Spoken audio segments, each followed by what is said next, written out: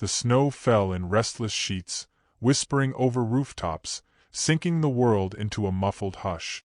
The lamps of the town glowed faintly through the storm, their yellow eyes straining against the blizzard.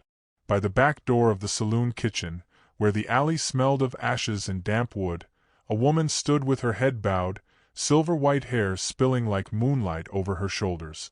Her breath curled into the darkness, a fragile mist, and tears shone against the raw red of her cheeks. The snow remembers tears better than soil ever could, and this night it recorded hers in silence. She pressed one hand against the rough wall, as though steadying herself, and whispered words not meant for any ear. Hunger had sharpened her body, loneliness had thinned her voice. For weeks she had carried rejection in her bones, each knock on a door answered with suspicion, each job refused before she could even finish asking. People knew her name, but not the story. They saw her tall figure, her silver hair, the cut of her cheekbones, and they turned away. Native, too old, too proud, they found reasons with ease. She had learned not to argue. Silence was lighter to carry than humiliation. On this night, her silence broke. A sob escaped into the storm, small but enough. From the drifted street, boots pressed into snow.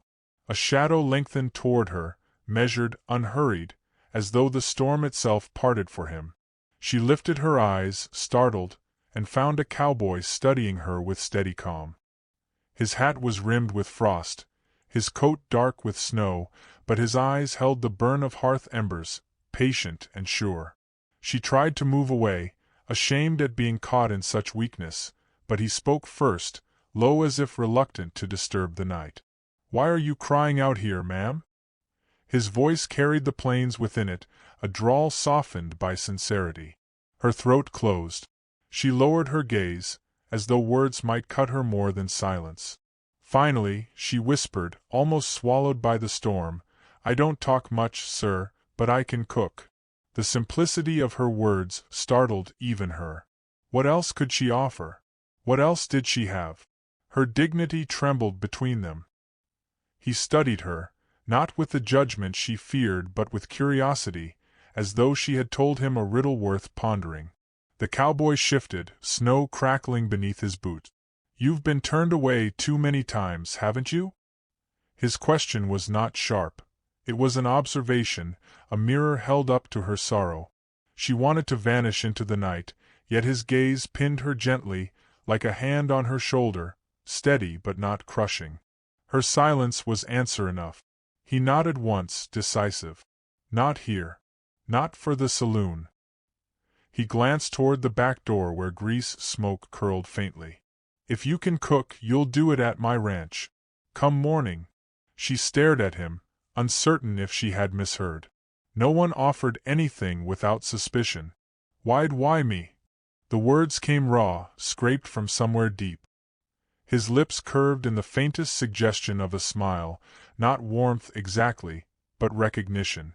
"Because you asked with honesty. That's worth something." He tipped his hat, then walked on into the storm, leaving her heart pounding against her ribs. The next day, she found herself on the threshold of his ranch house, snow glittering like ground glass across the field. He was there already, stacking wood, the movements of his arms deliberate, unhurried. When he saw her approach, he gave a single nod, as though he had been waiting and knew she would come. She followed him inside, where warmth struck her face like a forgotten memory. The house was not grand, though he was known to be rich. Its beauty lay in sturdiness, thick beams, wide hearth, a scent of cedar. She moved toward the kitchen instinctively, her body remembering old rhythms even her voice could not. She laid out what little stores he had, kneading bread with reverent hands, slicing potatoes with quiet grace. Every movement was precise, as though prayer lived in her fingers. He sat at the table, watching without intrusion. Silence filled the room, but it was not the sharp silence of rejection. It was the soft quiet of two people who respected words too much to waste them. When the food was ready, she set it before him.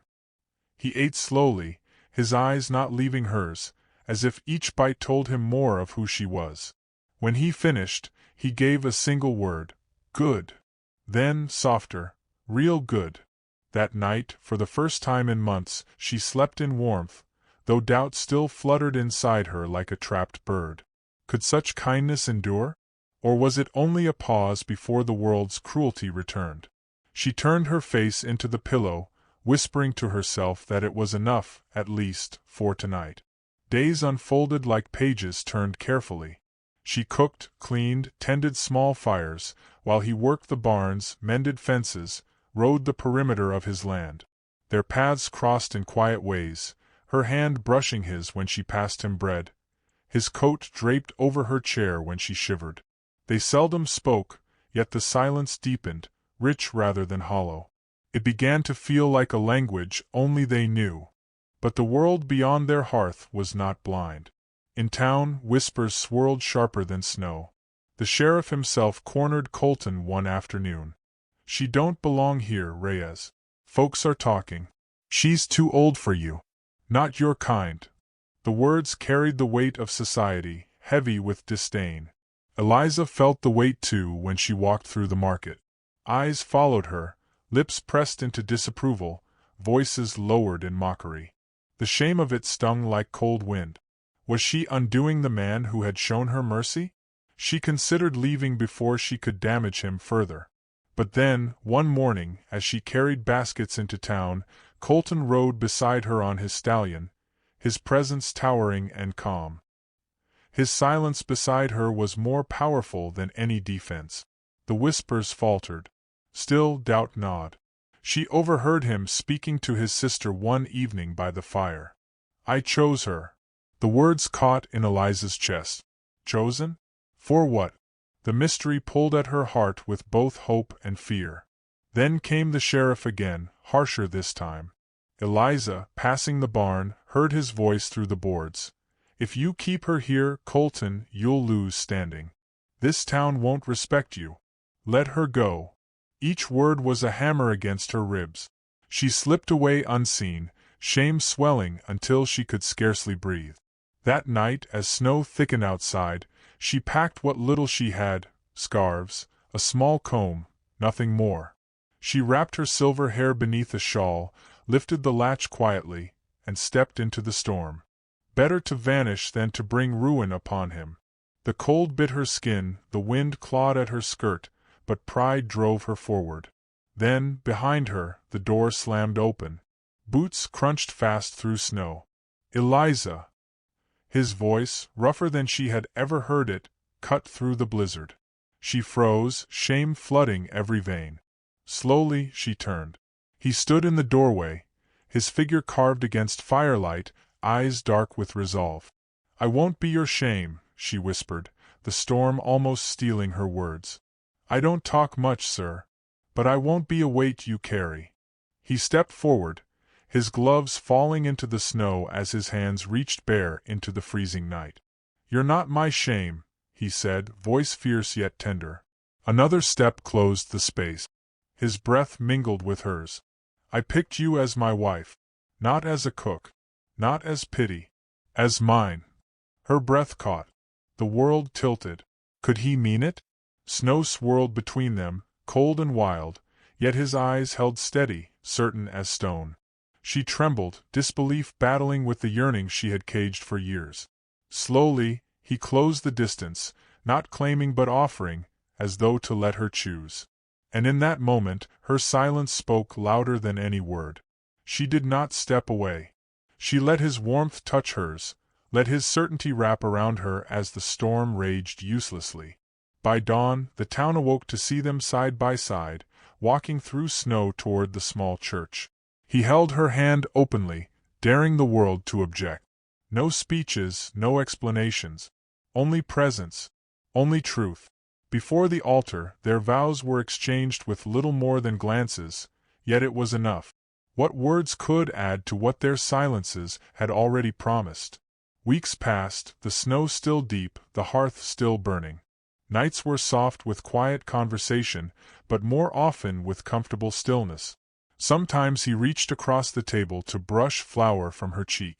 Sometimes she placed an extra log on the fire before he could rise. Small gestures built the life they shared, each one a vow renewed. And when she sat by the window, silver hair gleaming in lamplight, watching the snow fall endlessly, she thought of the lesson hidden in her journey. Silence had not been her weakness. It had been her language, waiting for someone willing to listen. If you too have thought your voice too small, remember this. Sometimes the heart is heard clearest in silence, and sometimes love arrives not with thunder but with snow, soft and sure.